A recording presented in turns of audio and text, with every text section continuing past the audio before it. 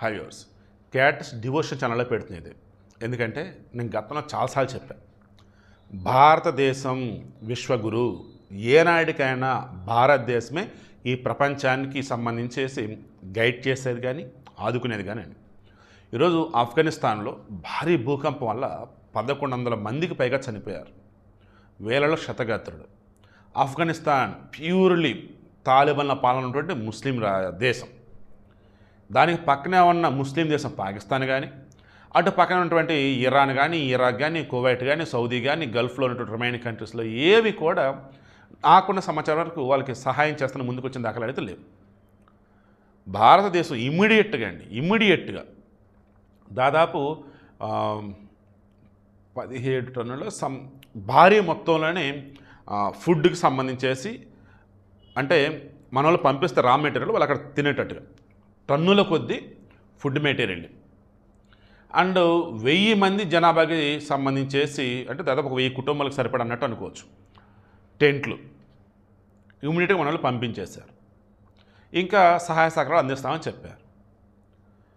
ఒకప్పుడు ఆఫ్ఘనిస్తాన్ మిత్రదేశం, ఒక రకం చెప్పండి దాన్ని గాంధార దేశం అంటారు. ఈమె గాంధారి ఉంది కదా, ధృతరాష్ట్రుడి యొక్క భార్య, వాళ్ళదంటే ఒకప్పుడు అఖండ భారతదేశంలో ఆఫ్ఘనిస్తాన్, పాకిస్తాన్, బంగ్లాదేశ్, శ్రీలంక, ఇప్పుడు ఉన్నటువంటి మన భారతదేశం అన్నీ ఒక పార్ట్. సో విషయం ఏంటి ఇప్పుడు నేను చెప్తున్నది, ఏ రోజైనా సరే మానవత్వం ఫస్ట్, అదే భారతదేశం. మతాలన్నవన్నీ కూడా మధ్యలో వచ్చేవి పోయేవి.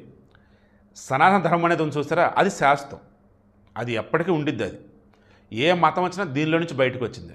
ఈ మధ్యలో కొన్ని క్రూరంగా ఉన్నటువంటి కొన్ని ఏవైతే ఉన్నాయో ఆ మతాలలోవి ఈ మధ్యన మతాధికారులు చూపించడం తప్ప వేరేది కాదు. నెక్స్ట్, ఈరోజు చూడడానికి సంబంధించి యాక్చువల్లీ వేరే వీడియోలు బట్ ఇందులోనే ఇస్తున్నా. నేను నిన్నామని కూడా చెప్పా, ప్రకృతితో మనం ఫ్రెండ్లీగా ఉన్నది కానీ మనకి ఇబ్బంది ఉండదు. దానికి ఏమాత్రం మనం వేరే విధంగా కనుక ఇబ్బంది కలిగిస్తూ మొదలెడుతున్నామంటే ఊరుకోరా బాబు అని. సూడాన్లో రీసెంట్ టైమ్స్లో లిటిల్ బిట్ వర్షాలు పడుతుండటం, ఆ మర్రా అనే ఏరియాలో వచ్చేసి కొండ ప్రాంతంలో బాగా మొత్తం మట్టి లూజ్ అయిపోయి ఒక్కసారిగా కొండ చెరువులు పెలపలను మొత్తం ఊరి మీద పడిపోయాయి. ఆ ఊరిలో ఉన్నటువంటి వారిలో ఒక్క మగవాడు బతికాడు, మిగతా వాళ్ళంతా చనిపోయారు. మనకున్న సమాచారం మేరకు దాదాపు 1000 మంది చనిపోయినట్టుగా వార్తలు వస్తున్నాయి.